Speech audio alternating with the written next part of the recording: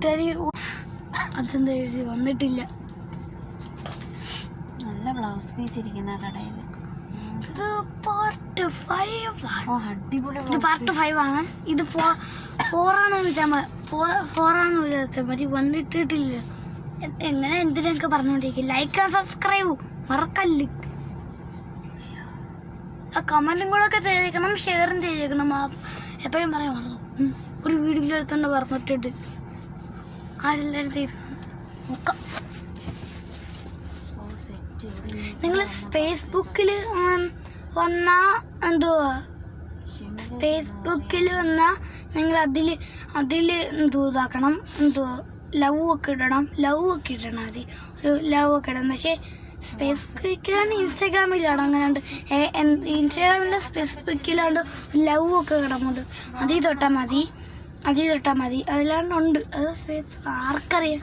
പക്ഷേ യൂട്യൂബിൽ അങ്ങനത്തില്ല. യൂട്യൂബിൽ കമൻറ്റ്, ലൈക്ക്, സബ്സ്ക്രൈബ്, പിന്നെ അൺസബ്സ്ക്രൈബ്, അൺലൈക്ക്,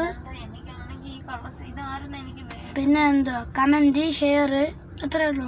പിന്നെ പാട്ട് ഇത്രയോട് കേൾക്കാനും അങ്ങനെ അത്രയും കാണും. ഇതെന്തിനത് വേഷം കരുതും. വണ്ടി ഇറങ്ങിയിട്ട് ഇങ്ങോട്ട് വരാ കൂലി കേട്ടോ വരാല്ലേ. തച്ച് പഠിച്ചിട്ട് വേണം തുണി വാങ്ങിക്കാൻ. കിട്ടുന്നില്ല. എന്തുകൊട്ടെ എത്ര സമയമായി.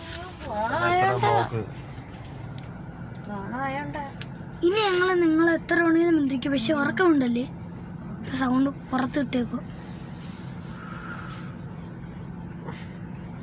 ഇപ്പൊ നിങ്ങൾക്കൊന്നും ഉണ്ടായില്ല. അതേത് വഴി കൊടുമുട്ടി പോന്നേ. നോക്ക് എഴുതി വെച്ചിട്ടുണ്ടോ. ഇങ്ങനെയായോ. ഇവിടെ നിന്നൊന്നും അറിയാൻ വയ്യല്ലേ. ബ്ലൗസ് പീസ് കിട്ടും. നല്ല ബ്ലൗസ് പീസുകൾ കിട്ടുന്നു. സൗണ്ട് പുറത്തിട്ടേക്കുവാണ്. അതുകൊണ്ടാണ് ഇത്ര വണ്ടിയുടെ ശബ്ദമൊക്കെ പോയത്. ഇപ്പൊ ഉണ്ടായിരിക്കും.